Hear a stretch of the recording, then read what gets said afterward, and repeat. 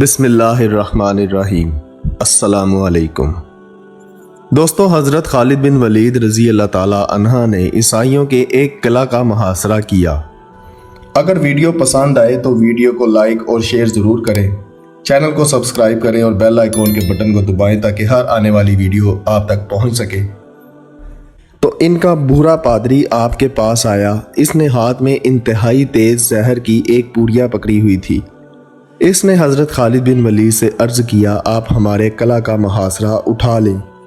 اگر تم نے دوسرے قلعے فتح کر لیے تو اس قلعہ کا قبضہ ہم بغیر لڑائی کے تم کو دے دیں گے۔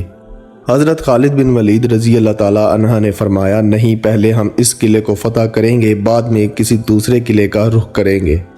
یہ سن کر برا پادری بولا، اگر تم اس قلعے کا محاصرہ نہیں چھوڑو گے تو میں یہ زہر کھا کر خودکشی کر لوں گا اور میرا خون تمہاری گردن پر ہوگا۔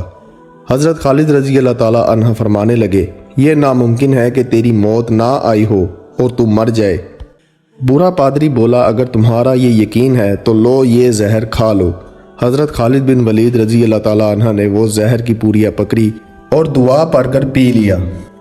برے پادری کو مکمل یقین تھا کہ یہ چند لمحوں میں موت کی وادی میں پہنچ جائے گا، مگر وہ یہ دیکھ کر حیران رہ گیا کہ چند منٹ آپ کے بدن پر پسینہ آیا۔ اس کے علاوہ کچھ بھی نہ ہوا۔ حضرت خالد بن ولید رضی اللہ تعالی عنہ نے پادری سے مخاطب ہو کر فرمایا، دیکھا، اگر موت نہ آئی ہو تو زہر کچھ نہیں بگاڑ سکتا۔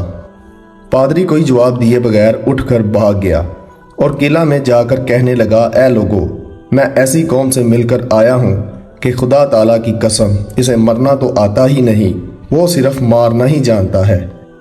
جتنا زہر ان کے ایک آدمی نے کھا لیا، اگر اتنا پانی میں ملا کر ہم تمام اہل قلعہ کھاتے تو یقیناً مر جاتے، مگر اس آدمی کا مرنا تو دور کنار، وہ بے ہوش بھی نہیں ہوا۔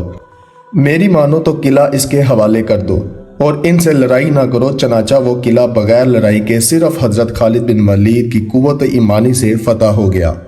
سبحان اللہ۔ خدا حافظ۔